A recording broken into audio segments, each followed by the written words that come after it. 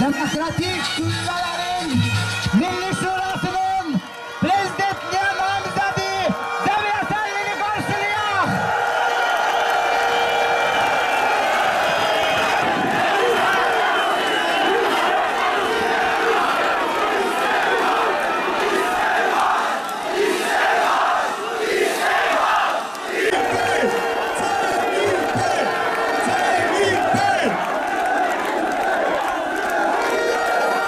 Ey uca milletim, ey 18-ci ildə çağdaş bir cumhuriyyət qurmuş, qurucu babaların şərəfli varisləri, bugün Azərbaycanda bir mübarizə gedir. Haqla haqsızlığın mübarizəsi, ədalətlə ədalətsizliyin mübarizəsi, xeyirlə şərin mübarizəsi, milli qüvvələrlə antimilli qüvvələrin mübarizəsi. Bu mübarizədə biz varıq, bu mübarizədə biz qalibik. Gedəcəyimiz yol, milli hədəflərimiz bəllidir. Bu yolu biz sizlərlə birlikdə gedəcəyik, qələbədə itin keçirdirik, qələbəyə yetişəcəyik.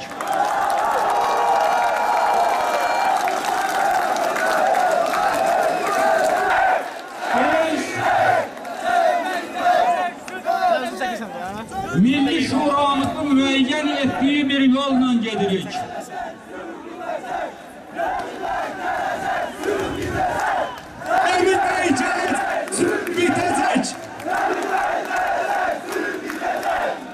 Emin olabilirsiniz ki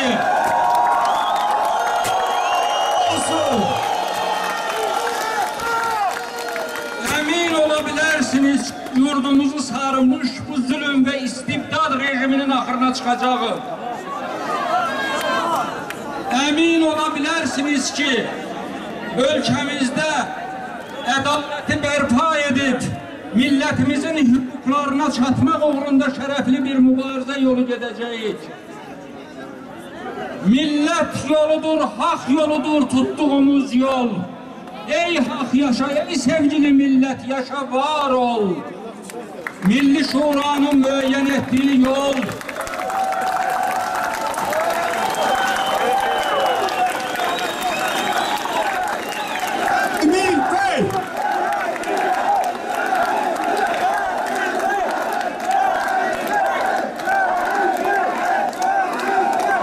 Milli Şuranın müəyyən ettiği yol milli diriliş yoludur. Bu kriminal rejim bizi vaxtından əvvəl dəfn eləmək istəyirdi.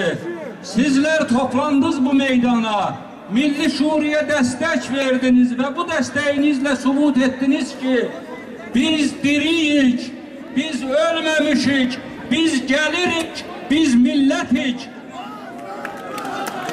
Azadlıq! Ey Azərbaycan demokratiyasının körpə fidanları olan gənclərimiz, ey gözü yaşlı əskər anaları, bilin ki bu ölkədə ədalət bərpa olunacaq, hər kəsin haqqı özünə çatacaq. And olsun şərəfimə ki, qara gündü millətin ziyalısı ağ kəfəndə dəfn oluna bilməz. Biz bu zulmün qabağında dayanmalıyıq.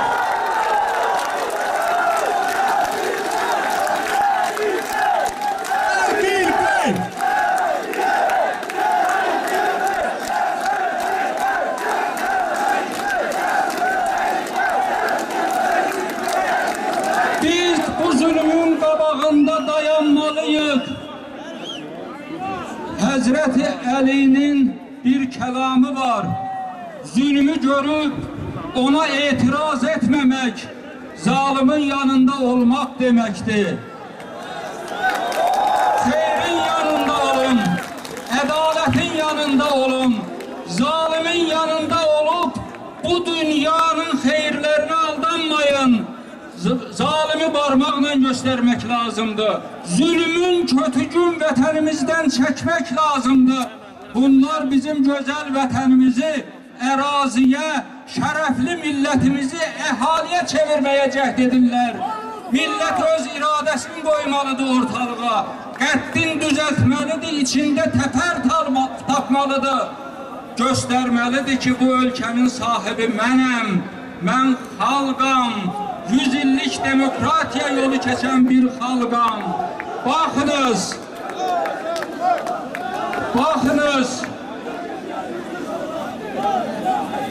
millətimiz yaşlandıqca həbsdə olanlarımız gəncləşirlər. Həbsdə olanların yaş həddinə baxın kimlərdir? Əgər 10 il əvvəl, 15 il əvvəl biz yaşlı adamları həbsdə görürdüksə, bu günləri bizim dəyərli dostumuz İlqar Məmmədov, Azərbaycanın intellektual səviyyəsinin göstəricisi, iradə nümayiş etdirən Tofiq Yaqublu, Yadigar Sadıqov, Qurban Məmmədov, nidaçı dostlarımız, bizim gənclərimiz və nəhayət imanlı vətəndaşlarımız. Baxınız, bu adamların günahı nədir? Bu adamların günahı Allah sevgisidir. Bu adamların günahı Allah sevgisinə, vətən sevgisini qatmaqdır. Talih Bağırzadə, Abigül Süleymanov, Mövsüm Səmədov, onlarla imanlı vətəndaşlarımız bugün məhbus həyatı yaşayırlar və nə üstündə tutublar? Bu hökumət o qədər narkomaniya uyub ki, indi narkotika Azərbaycan hüquq sisteminin simasını müəyyən edən bir maddiyə çevrilibdir, bir ittihamnaməyə çevrilibdir. Ağır olsun bunlara! Ağır olsun!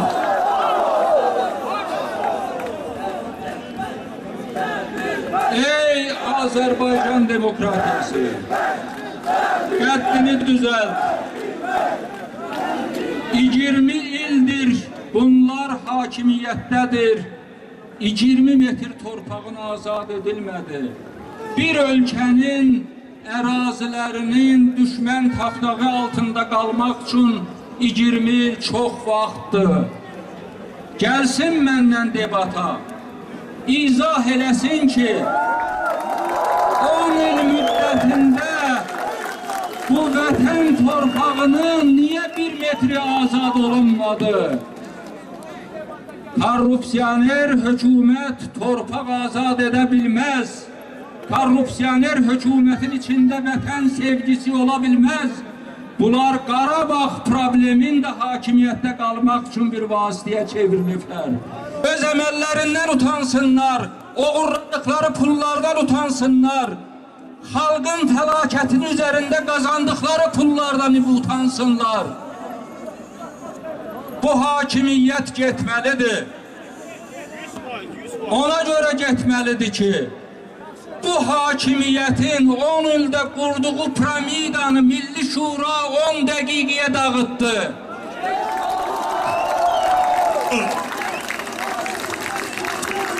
Bunlar xalqda mif yaradırdılar ki, sülalə hakimiyyətindən başqa Azərbaycanın çıxış yolu yoxdur. Bizim ölkəmiz tarixə demokratik dövlət nümunəsi olmaq səhifəsini yazıbdır.